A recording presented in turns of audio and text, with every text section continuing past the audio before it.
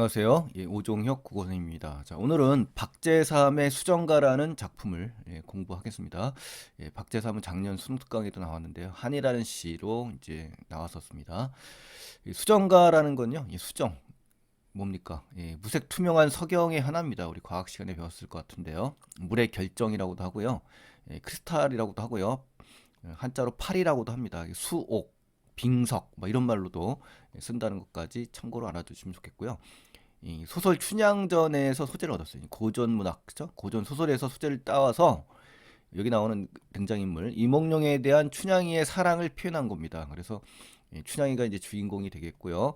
수정처럼 맑고 깨끗한 이 춘향이의 마음을 수정에 비유한 겁니다. 그래서 물의 이미지를 통해서 잘 형상화했다. 이렇게 전체적으로 이해를 하시면 되겠고, 내용에서 한번 하나하나 살펴보겠습니다. 자, 1년에 보시면은 이제 물방울 같은 아주 그 여리고 간절한 춘향이의 마음이 잘 드러나 있어요. 그래서 볼까요? 집을 치면 친다는 얘기는 이제 여긴다. 응?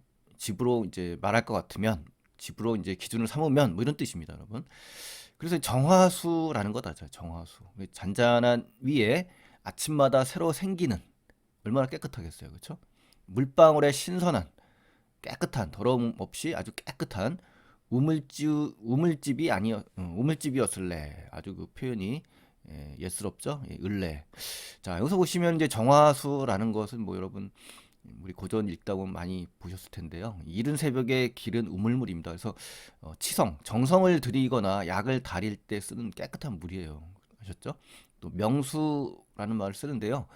맑고 깨끗한 물입니다. 그래서 제사를 지내거나 치성을 드릴 때 떠놓는 물이라고 합니다. 그래서 명수나 정화수나 같은 의미라고 보시면 되겠습니다, 여러분. 자, 여기서 레로 끝나잖아요. 레로 끝나는데 이런 레는 어떨 때 쓰냐면 주로 경험한 사실을 바탕으로 한 가능성, 그렇죠? 추측, 뭐 이러한 그 표현을 할 때 쓰는 그 서술어입니다. 그래서 뭐뭐 개떼의 뜻을 지니기도 하고요. 하게츠로 쓴 겁니다. 그래서 주로 옛 말투에 쓰이는 뭐뭐 하겠더라라는 의미로 해석이 된다는 것까지 알아두시면 더 유익하실 것 같아요.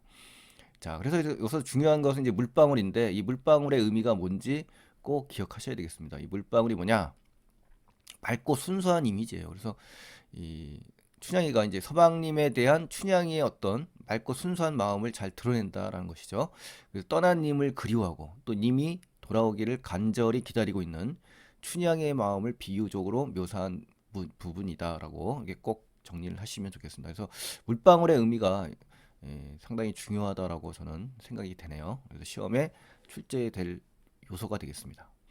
자, 그 다음에 또한 윤이 나는, 그쵸? 윤이라는 건 이제 윤기, 윤택, 그쵸? 반질반질한 이런 윤택이 나는 마루에 그 끝에 평상에, 그죠? 나무로 만든 침상이 하나 걸터 앉는 그 의자라고 할까요? 상인데 여기에 이제 어떻습니까? 가라앉은 뜨락은 이제 뜰이나 마당을 얘기합니다. 그래서 물냄새 창창한 그런 집이었을래, 그렇죠? 그런 집은 역시 춘향의 마음을 비유한 겁니다, 여러분. 그래서 춘향의 마음을 꼭 기억하시고요. 이렇게 물방울이라든가 이 물냄새라는 이러한 그 물의 이미지를 써서 춘향의 그 마음을 표현했다는 것까지 이해해 주시면 좋겠습니다. 서방님은 자 이도령이겠죠? 바람 같단들, 바람 같은 그런 자유로운 존재라는 겁니다. 그래서 어느 때고 바람은 어려울 따라합니다. 그러니까 어려운 존재라는 얘기죠. 그 옆에 순순한 고분고분하고 온순한 그렇죠? 어떤 그 어떻습니까? 우리 조선 시대 여인상이 드러나죠. 이 부분에서는 쓰러지는 물방울의 찬란하다는 것은 이제 눈부시고 아름답다는 거거든요. 그 춘향의 마음이 아니었을까라는 표현을 쓴 겁니다. 그래서 바람 같은 서방님, 즉 바람 같은 이도령의 옆에 있는 순수하고 온순한 그런 춘향이의 눈부시고 아름다운 마음을 지금 여기서 표현한 겁니다. 자, 그래서 이제 창창하다라는 단어 있잖아요. 이 창창하다라는 단어에 대해서 한번 보시겠습니다. 이 창창한의 의미가 과연 어떤 의미인지. 바다, 하늘, 호수 따위가 매우 푸른 겁니다. 그렇죠? 매우 차다라는 의미도 있어요. 그렇죠? 이럴 때는 이제 공감각적 표현이 되겠죠. 찬 거랑 푸르다라는 것이 있기 때문에 감각이 전이가 일어났기 때문에 공감각으로도 이제 볼 수가 있고요. 또 갈 길을 잃어 갈팡질팡하고 마음이 아득하다. 또는 몹시 서럽고 슬프다 이럴 때는 이제 추상적인 대상을 구체적으로 형상화한 단어다라고 표현할 수가 있어요. 그래서 창창하다라는 단어의 의미도 눈여겨 보실 필요가 있습니다. 아셨죠? 출제가 된 문제를 갖다가 여기다 이제 해놓은 건데요. 자, 물냄새 창창하다라는 의미 한번 다시 보겠습니다. 많은 동음 이어를 가지고 있는 단어입니다. 그렇기 때문에 중요하다는 거죠. 시인은 여기에 이제 한자를 일부러 의도적으로 표기하지 않았다라는 겁니다. 그 말은 해석의 여러 갈래의 길을 열어뒀다. 개방적으로 이제 해석의 여지를 남겨둔 거죠. 그렇죠? 그래서 창창하다는 표현의 대상은 이제 물냄새인데 후각적 이미지가 들어있죠. 그리고 다양한 사회전적 의미와 결합해서 시적 의미를 어떻습니까? 연상할 수가 있다는 겁니다. 그래서 이 5가지로 정리를 했는데 한번 보시겠습니다. 첫 번째는 이제 창창하다가 형용사로 끝났을 때입니다. 형용사. 그러니까 이럴 때는 마음이 아득한 거죠. 이 정화수는 간절하게 비는 행위를 암시하는 거고요. 서방님이 존재하지 않죠? 그때 춘향이가 느꼈을 어떤 막막하고 아득한 심정을 드러내는 표현이라고 할 수가 있고요. 두 번째 의미로는 한자가 다 다릅니다. 그렇죠? 형용사로서 역시 몹시 서럽고 슬프다라는 그런 의미일 때는 어떠냐? 가라앉은 뜰악의 물은 이별로 인한 춘향이의 서러움과 슬픔을 환기하는 그런 표현으로 볼 수가 있는 겁니다. 이러한 단어로 추리한다면 이 물의 의미는 이 물은 이별로 인한 춘향이의 슬픔이다라고 해석을 할 수 있다는 거죠. 자, 세 번째 창창하다는요. 매우 차다라는 의미입니다. 매우 차다. 자, 이런 의미에서는 이제 쓰러지는 물방울은 바람 같은 서방님 때문에 춘향이의 마음속에 있는 원한의 감정. 자, 여기서 이제 엇나간데 이건 잘못된 답지였습니다. 원한의 감정이 아니죠. 그럼 뭐냐? 차가움은 촉각적인 것을 의미하고요. 서방님은 바람 같다고 했죠. 그래서 어렵다고 했죠. 그런 구조를 통해서 보면은 서방님을 변함없는 마음으로 기다리는 춘향이의 이런 간절한 이런 마음을 지금 알 수가 있는 겁니다. 이러한 태도, 그렇죠? 이런 것에 주목하셔서 보면 참 좋습니다. 이 단어의 의미가 이렇게 무궁무진한 의미의 해석을 이끌어내잖아요. 이게 단어가 중요하다는 겁니다. 자, 그다음에 네 번째 창창하다에서는요. 어떤 의미냐? 옥이나 악기가 울리는 것처럼 막 그 또랑또랑한 소리 있죠. 이럴 때는 이제 공감각이 이제 되는 겁니다. 후각을 갖다가 뭐 한 겁니까? 청각화한 거잖아요. 그렇죠? 그래서 아침마다 새로 생기는 물방울이 한 방울씩 모여서 만드는 선선한 우물집의 심상은 맑고 순수한 춘향의 마음 상태와 연결되면서 표현된 겁니다. 그래서 이 맑고 순수한 춘향의 마음, 요 표현도 꼭 기억을 하셔야겠습니다. 그래서 후각의 청각화가 공감각까지 연결된다. 이 단어로 해석할 때 그렇다는 얘기예요. 자, 창창하다 네, 5번째입니다. 바다, 하늘, 호수 따위가 매우 푸르다라고 하고 나무나 숲이 무성하다라는 의미가 있거든요. 그러니까 짙푸름과 무성함으로 구체화된 이 물냄새가 춘향의 지극하고 변함없는 영원한 사랑의 의미를 담고 있는 겁니다. 그래서 후각을 갖다가 시각화함으로써 역시 여기서도 공감각적 이미지가 쓰여져 있는 겁니다. 이렇게 2가지 단어로 해석할 경우에는 이렇게 공감각적 표현이 이렇게 다양하게 나올 수 있다라는 것까지 확인하시면 정말 좋겠습니다. 그래서 이것이 출제되면 굉장히 어려운 문제가 될 수 있으니까요. 표현적인 측면에서도 눈여겨 보시면 대단히 좋겠습니다, 여러분. 자, 그럼 이제 다음 페이지 가시겠습니다. 이 페이지에 가시면요. 2연에 가시면 푸른 그리움을 품은 수정빛 임자 같은 춘향의 마음이 잘 드러나 있습니다. 그래서 하루에 몇 번쯤 푸른 산 언덕들을 눈아래 보았을까나. 그러니까 이제 춘향이가 이도령을 기다리는 마음이 담겨 있고요. 그리움이 직접 드러나는 행동을 여기서 이제 표현한 겁니다. 그러면 그때마다 일렁이 온다. 일렁이 온다는 건 뭐예요? 설레어 온다든가 가슴속에 가득 차 오르거나 얼굴에 자꾸 님이 떠오른다든가 이럴 때 일렁인다고 합니다. 그래서 그 푸른 그리움, 그리움이 막 물밀듯이 밀려오는 거예요. 춘향의 마음에. 그렇죠? 그러한 마음을 이렇게 표현한 거고요. 그래서 결국 뭐야? 추상적인 정서를 그리움을 시각적인 이미지를 통해서 구체화하고 있다. 그렇죠? 이러한 표현으로 출제가 될 수 있다는 거죠. 그래서 푸른 산 언덕들은 일렁이 오는 푸른 그리움과 연결된 거죠. 그래서 춘향이의 사랑이 자연의 풍경과 어때요? 조응을 이룬 겁니다. 다 짝을 이루어서 시적 의미를 잘 표현한 거고요. 푸른 산 언덕들의 풍경 요거죠. 또 이도령에 대한 춘향의 그리움 이 정서가 연결돼서 시의 의미를 형성한다. 이렇게 정리를 하시면 깔끔하게 정리가 된 겁니다. 그래서 반드시 이 표현도 시험의 출제 요소니까 꼭 기억을 해주시면 좋겠습니다, 여러분. 자, 그 다음에 어울려 흐느껴 물살 짓는 어깨가 얼마쯤 하였을까나. 이 춘향이의 한이 잘 드러난 겁니다. 그래서 그렇죠? 어깨가 얼마쯤 하였을까나. 흐느끼는 춘향의 한이 드러나죠. 진실로 우리가 받들 산신령은 그 어디에 있을까마는 산과 언덕들의 말리 같은 물살을 굽어보는 춘향은 바람에 올린 수정빛 임자가 아니었을까나. 자, 여기서 이제 해석이 좀 어려운데요. 이 산신령이 왜 나왔냐? 산신령. 이 산신령은 이제 산을 지키고 다스리는 신이에요. 그리고 산신이라고도 할 수 있고 산군, 절대자, 초월자라고 할 수가 있는 거군요. 이 초월자를 찾는 이 표현, 요 부분도 좀 이해를 하셔야 됩니다. 그래서 산과 언덕들의 말리 같은 물살을 굽어보는 춘향은 바람에 어울린 그죠? 수정빛 임자가 아니었을까나. 그러니까 수정빛이라는 것은 맑고 깨끗하고 순수한 춘향의 마음입니다. 여기서 끝은 쌍기역이에요. 그래서 흐느껴 물살 짓는 어깨의 움직임 요 표현 있죠. 이거는 말리 같은 물살 굽어보는 춘향의 시선과 연결돼 가지고요. 독자가 춘향을 수정빛 임자로 여기는 화자의 생각에 공감하게 만드는 요소입니다. 그래서 흐느끼고 있는 춘향의 어깨 움직임과 물살을 굽어보는 시선은 춘향의 어떤 간절한 마음과 연결되어 있는 거예요. 아셨죠? 예, 그래서 산신령이 나온 이유는 절대자에 의존할 수밖에 없는, 그렇죠? 예, 절대자를 찾을 수밖에 없는 그런 춘향이의 그리움, 자, 이런 걸 알 수가 있는 겁니다.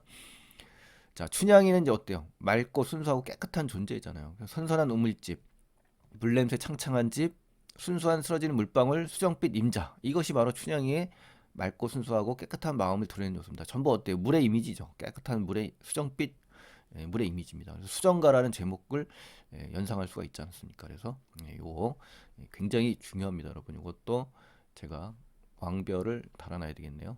아주 중요합니다, 이거. 중요해요. 그 다음에 이제 서방님이 뭘 의미하냐? 자유로운 존재라고 했죠. 자유로운 존재, 그렇죠? 바람 같은 존재, 이러한 존재까지 비교해서 알아두시면 좋겠습니다. 자, 그 다음에 우리 표현 중에 뭐뭐 어슬레, 뭐뭐 까나라는 종교령 어미를 볼 때 식구의 마지막에 이렇게 반복을 합니다. 요 시어를. 그래서 리듬감, 운율을 만들어내고요. 의미 유보, 유보라는 건 뒤로 미룬다는 얘기죠. 의미 유보의 어투로 감정을 절제하는 효과를 줍니다. 그래서 이러한 표현 기교도 정확하게 알아두시면 너무나 좋겠습니다, 여러분. 그래서 이렇게 줄을 한번 쳐볼까요? 시각적으로. 자, 그러시고 이제 여기까지 이제 본문 내용이었고요. 이제 핵심 정리로 가시면 산문시입니다. 산문시. 그리고 서정시고요. 1962년도에 수록됐다고 하네요. 시집 춘향의 마음. 제재는 수정이겠죠. 수정가 할 때. 주제는 님을 향한 춘향의 간절한 그리움이 되겠습니다. 간절한 그리움. 그래서 애상적이면서 전통적, 향토적인 느낌을 줍니다. 자, 표현상 특징에 가시면은 첫 번째 추측하는 발언을 하죠. 그래서 그걸 반복함으로써 화자의 생각을 전달합니다. 이렇게 을레 릴까나 이런 식으로. 자, 그다음에 이제 고전 작품에서 시적 발상을 어때요? 차용을 했죠. 차용했다는 건 빌려서 사용했다는 얘기고 특정한 종교로미 반복을 통해서 예스러운 정치를 불러일으킵니다. 자, 세 번째 동일한 종교로미가 반복되고 또 화자의 생각이 강조되고 있어요. 또 바람에 올린 수정빛 임자는 춘향의 변함없는 사랑, 그리움의 한을 승화시킨 것으로 제목의 의미를 담은 식구입니다. 또 전통문학에서 차용한 인물인 이 춘향이의 서방님을 향한 간절한 사랑의 마음을 애상적인 정서로 잘 그려내고 있고요.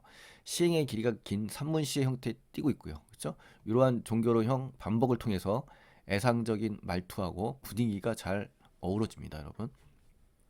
자, 그다음에 이제 섬세하고 감각적인 이미지를 동원합니다. 그래서 춘향이의 그 심리적인 내면을 잘 그려내고 있고요. 이몽룡에 대한 춘향이의 사랑을 형상화합니다. 그래서 시적 대상들을 자연물에 비유해서 표현했습니다. 그래서 1년에서는 춘향의 마음을 집에 비유했고 2년에서는 푸른 산과 언덕에 비유했다. 이것도 꼭 기억을 하시기 바랍니다. 잘 나와요. 자, 그 다음에 이제 특정 어미를 반복해서 리듬감을 준다. 그렇죠? 또 님에 대한 그리움을 시각적 이미지를 통해서 잘 드러냈다. 또 의미 유보의 어투로 감정을 절제했다. 위에서도 다 이야기했습니다. 또 이도령에 대한 춘향이의 간절한 사랑과 그리움을 담은 작품이고요. 춘향의 마음을 다양한 자연의 심상과 연결시켰어요. 그래서 재해에 대한 간절한 바람을 잘 드러낸 그런 시라고 볼 수가 있습니다. 자, 그럼 이제 박재삼 시인에 대해서 이제 공부를 하겠는데요. 한국 서정시의 전통적 음색을 재현합니다. 그래서 섬세하고 애련한 가락을 많이 노래합니다. 그래서 흥보부부상이 또 유명하죠. 소박한 행복, 사랑 이런 거죠. 추억에서 역시 어머니의 한스러운 회상, 또 한, 그죠? 작년 수능 특강에 나왔던 그 님에 대한 한과 그리움 이렇게 매미 울음 끝에라는 시도 있습니다. 자, 매미 울음을 통해서 깨달은 사랑의 본질을 얘기합니다. 그래서 울음이 타는 가을강 중요한 시인데 인생의 유한성과 한해에 대해서 노래를 했습니다. 또 홍시를 보면서 썼는데요. 허무감, 또 자아성찰이 드러나 있어요. 또 고향 소식, 예, 허망감과 고향으로부터 받는 위안 이렇게 정리하시면 되겠고 겨울나무를 또 봅니다. 그래서 예, 중년의 삶을 통해서 긍정적으로 수용하는 부분도 있네요. 그래서 기쁨의 정서도 물론 이 시에 있네요. 이렇게 이제 박재삼 시인의 대표적인 작품 8가지까지 추가로 알아두시면 예, 좋겠습니다, 여러분. 자, 오답 피하기 연습입니다. 자, 올바른 감상을 찾아봅시다. 틀린 것과 맞는 것이었죠. OX 문제. 춘향이의 마음을 정화수. 또 우물집에 비해서 춘향이의 이 불의에 굽히지 않는 춘향의 강한 절개. 야, 이건 아니죠. 불의에 굽히지 않는 절개가 아니라 순수하고 맑은 마음입니다. 그러니까 춘향이의 그 어떤 사전적인 정보를 가지고 해석하시면 안 돼요. 이 시 자체에 가지고 비교를 하셔야 됩니다, 여러분. 자, 두 번째, 그 옆에 순수한 쓰러지는 물방울에 찬란한 춘향의 마음을 바람에 비유했다 그랬는데 이 바람은 이도령입니다, 여러분. 또 여기서 보시면 하루에 몇 번쯤 뭐 눈앞에 보는 모습과 흐느껴 물살지는 어깨를 통해서 춘향의 기다림은 맞습니다. 그렇지만 체념은 아니에요. 체념. 그렇죠? 이렇게 단어 하나하나를 비교해서 엮어서 꼭 공부하셔야 됩니다. 또 상승 이미지를 했는데 상승 이미지는 안 나오죠. 그렇죠? 예. 역동적 분위기도 역시 안 나옵니다. 자, 그다음에 이제 화자는 춘향이 사방님을 만나기 힘들 거라고 생각한다. 이것도 아니죠. 그렇죠? 기다리고 있지 뭐 힘들다는 말은 하지 않습니다.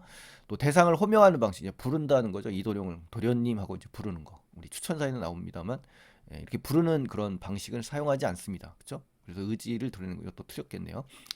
자, 단지 화자가 춘향의 마음을 형성하는 방식으로 시상을 전개했다. 아주 중요한 표현입니다. 요게 맞습니다. 또 흐느껴 물살짓는 바람을 머금은 물을 형상한 것으로 서방님을 만난 춘향의 기쁨 아니죠. 만난 기쁨이 아니죠. 또 소망하는 대상의 부재가 시의 모티브 당연히 그 존재하지 않기 때문에 쓴 시입니다. 그리고 일렁여 오는 푸른 그리움과 물살지는 어깨는 시 전체입니다. 자, 그렇죠. 잘 어울립니다. 이렇게 해서 OX 문제를 통해서 좀 더 깊이 있게 다가가시 바랍니다. 자, 표현상 특징 정리해 보겠습니다. 틀린 거 OX예요. 여기서는 화자는 감정 표현을 절제했다. 그래서 절제했어요. 네, 맞습니다.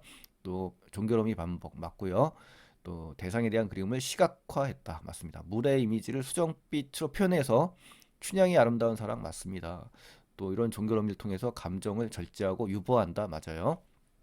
또 시적 화자가 시적 대상에 대한 객관적 거리를 유지하고 있지 않아요. 또 동일한 정겨러움이 반복 맞습니다. 음악성 또 물에 맑고 깨끗한 이미지 춘향이의 사랑 맞아요. 공간각적 이미지 나옵니다만은 시간에 따른 게 아니죠. 그렇죠? 예. 또 물냄새 창창한 등에서 아까 공간각 이미지가 있다고 이야기를 했습니다.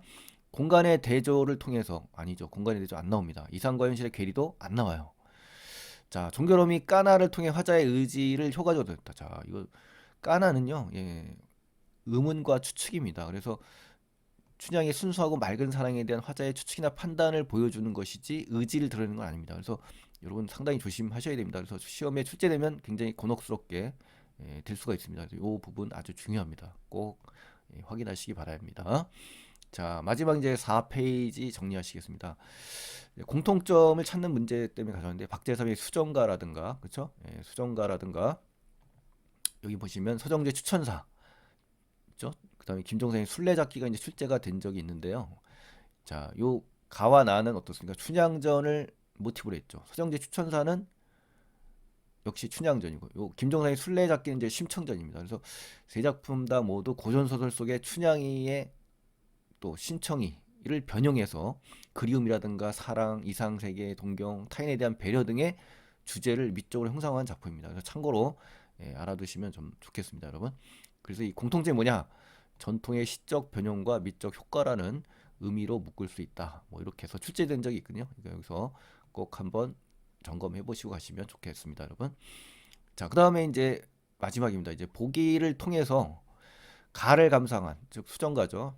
적절하지 않은 것은 골라라 그랬는데 우리 문학 상징 사전에 보면요. 시어의 상징성을 바탕으로 감상하는 문제가 나왔는데 집이라는 거는 어때요? 편안하고 정착하고 보호할 수 있는 여성의 원리가 나온 거고 물은 생명을 유지하는 존재죠.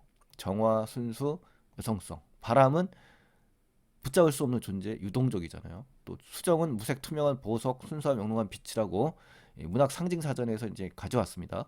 그럼 이것과 엮어서 이 작품과 연계해서 틀린 걸 골라라 이 얘기인데 윤이 나는 마루 집 어떻습니까? 서방님 언제든 찾아와 머물기를 그렇죠? 바라는 춘향의 마음 맞습니다.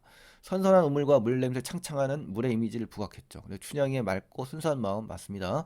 또 바람처럼 보이지 않고 붙잡을 수 없는 서방님이지만 어때요? 순수한 춘향의 마음을 물방울의 찬란함으로 드러낸 거 맞습니다. 하지만 이제 4번 보시면요. 흐느껴 물살 짓는 이 바람을 머금은 물의 의미로 춘향과 서방님의 감격적인 재회 순간 그랬는데 틀렸죠. 예, 이건 뭐냐면요. 바람에 의해 파문을 일으킨 겁니다. 흐느끼고 물살 짓는 건. 그래서 물의 이미지를 나타낸 것이고요. 예, 바람을 머금은 물이라고 할 수가 있는 겁니다. 그래서 서방님을 비유한 바람에 의해 물로 비유된 이 춘향이가 흔들리고 있는 것을 지금 제시하고 있는 거고요. 서방님을 향한 춘향의 그리움의 정서를 표현한 겁니다. 그래서 춘향과 서방님의 감격적 재해는 아닌 거죠. 그렇죠? 예, 그래서 요것이 역시 이것도 굉장히 중요합니다. 그래서 요 의미 시험에서 잘 출제가 되니까 꼭 기억하셔야 됩니다. 자, 그리고 마지막 물의 이미지를 수정빛으로 표현했죠. 그래서 서방님을 향한 춘향의 이 아름다운 사랑과 순수함을 강조한다라는 거까지 하시면은 대단히 고맙겠습니다. 그래서 오늘 박제삼의 수정가라는 다소 낯설고 좀 해석하기가 어려운 부분이고 상징적인 의미가 강하기 때문에 해석이 어려울 수가 있어요. 그래서 시험에 출제될 확률이 더 높다는 거죠. 그러니까 반드시 정리를 잘 하시고 수능에도 출제될 확률이 높은 그런 작품입니다, 여러분. 그래서 박제삼을 주목하셔야 됩니다. 자, 오늘은 박제삼의 수정가를 공부했고요. 다음 시간에 또 이어지니까요. 기대 많이 해주시고 구독 안 하신 분들은 꼭 구독 버튼 눌러주시고요. 좋아요 버튼 눌러주시면 정말 고맙겠습니다, 여러분. 자, 다음 시간에 뵐게요. 안녕히 계세요.